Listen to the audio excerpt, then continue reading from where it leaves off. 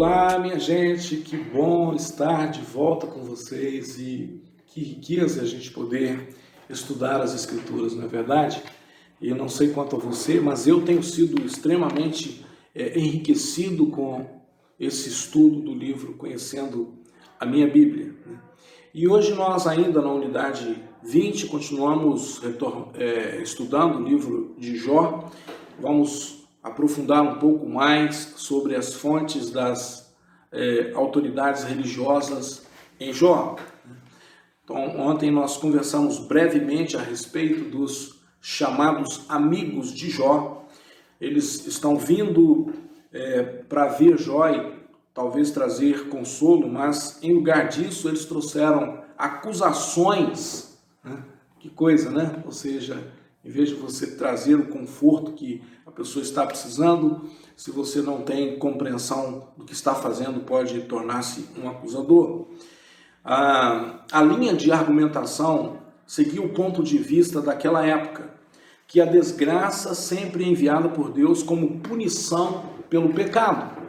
Veja bem, meus irmãos, isso não sei se mudou muito não, tá? As pessoas ainda continuam pensando desse jeito. As pessoas ainda ficam questionando Deus quando a punição vem. Por quê? Por que eu não mereço isso? Né? Eu fui bom e agora estou recebendo mal. O que está acontecendo? Né? Deus é cruel, Deus é injusto. Não é o caso de Jó. Ele não acusa nem Deus, nem de injusto, nem de cruel, né? Mas ele não compreendia o que estava acontecendo e por não compreender, ele se sente muito mal. E no caso dos amigos de Jó, pelo contrário, eles realmente estão massacrando Jó e dizendo: você está sofrendo isso por causa de pecado, não tem outra resposta, Jó. Você se acha muito santo, muito justo, mas não é isso que está aparecendo pela situação que você está vivendo. Então, isso até nos ensina uma lição muito preciosa, minha gente, que é quando virmos alguém passando por uma situação de sofrimento, por favor, não julgue essa pessoa. Às vezes nem procure entender muito o que está acontecendo. Simplesmente leve a sua palavra de conforto, seu abraço, né? Porque no meio da dor e sofrimento, a pessoa já está, né, muito quebrantada. O próprio Espírito de Deus vai tratar com essa pessoa. É claro, se Deus te dá uma palavra de conforto, te dá uma direção clara sobre a situação da pessoa, fale, compartilhe, também não retenha aquilo que Deus coloca em sua boca para compartilhar com alguém. Mas o que nós não podemos fazer é sentar na cadeira de um juiz. A expressão Goel, vamos pensar um pouquinho nessa expressão que aqui no português significa redentor, né? Então, redentor ou remidor, né? Essa expressão Goel, ela aparece lá na lei quando é estabelecido, né, a lei do parente remidor, né? E aí, então, a partir daí, Goel, né, vai ganhar um destaque muito interessante na nossa história. Jesus é o nosso Goel, por exemplo, é o nosso redentor, o nosso remidor. E Jó, ele vai usar esse conceito, né? Se você voltar à página 102, você vai ver o conceito de Goel quando nós estávamos estudando, né, os livros, né, especialmente de Ruth, e você vai também saber do conceito de Goel quando você tem lá na lei, né, o estabelecimento da lei a respeito do parente remidor.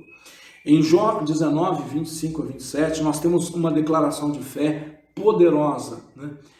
Nesse texto, no meio do sofrimento de Jó, ele clama, olha só: eu sei que o meu Redentor vive. No fim, ele virá me defender aqui na terra. Mesmo que a minha pele seja toda comida pela doença, ainda neste corpo eu verei a Deus. Eu o verei com os meus olhos o verão, e ele não será um estranho para mim. E eu desejo tanto que isso aconteça. Que expressão de fé! No meio da dor e do sofrimento, esse homem dá uma palavra profética sobre o Redentor, sobre o Messias, sobre Jesus. Que coisa fantástica.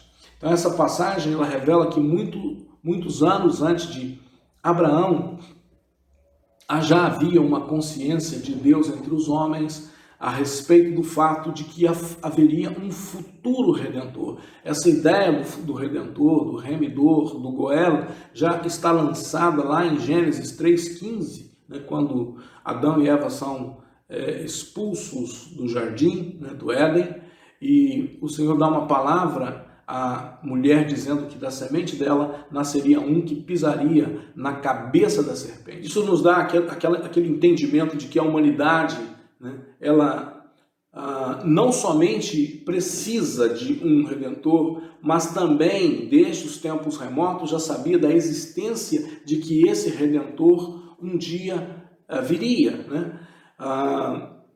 Agora, então, a gente pode continuar estudando o livro de Jó e vendo um pouco mais a respeito das lições do sofrimento que esse livro nos traz. Então, finalmente, depois que Jó e seus amigos debatem a questão, né, do sofrimento em profundidade e eles falham em chegar a uma solução satisfatória, o próprio Deus vem e fala com Jó no meio de um redemoinho. Ele não entra na discussão deles a respeito do motivo do justo sofrer. Ele se revela a si mesmo como Deus Todo-Poderoso e Onisciente, né?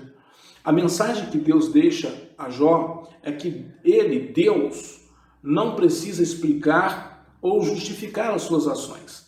Ele é Deus, ele é soberano, ele é o Todo-Poderoso. Ele faz o que é certo, embora seus caminhos vão além do entendimento humano.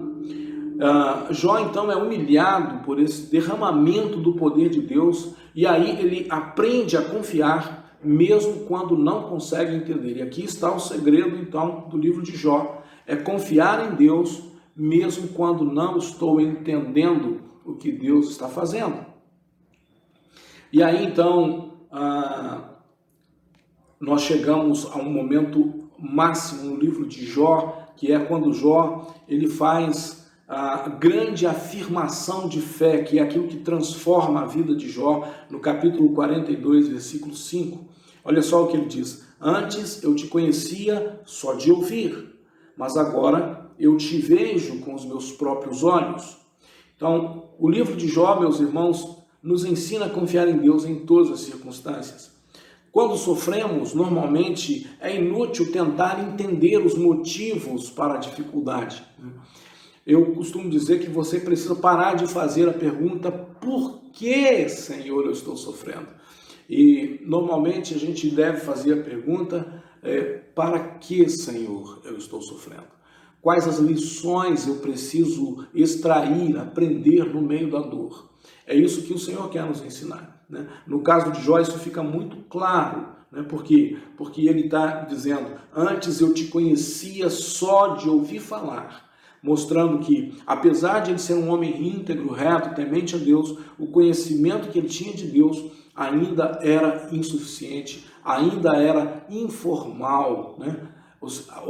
Informal ou formal, não sei, um conhecimento dos livros, um conhecimento de informação, né? Mas não um conhecimento pessoal. Ele não tinha visto o Senhor ainda. E agora ele diz: mas agora te vejo com os meus próprios olhos. Ou seja, Jó está num outro nível de relacionamento com Deus. E isso aqui é que é importante. O sofrimento na vida de Jó o leva a um nível mais alto de relacionamento com Deus.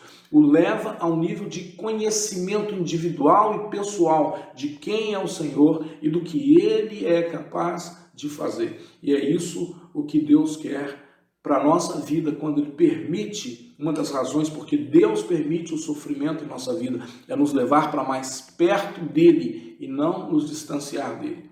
Agora, gente, nós podemos também entender que Deus está presente em todas as situações, que nós podemos confiar nele em todas as situações, que Deus não é cativo do seu mundo, do seu povo, ou da nossa maneira de ver, né, a natureza dele, né? Deus é livre, ele não está sujeito a nenhuma vontade além da sua própria vontade.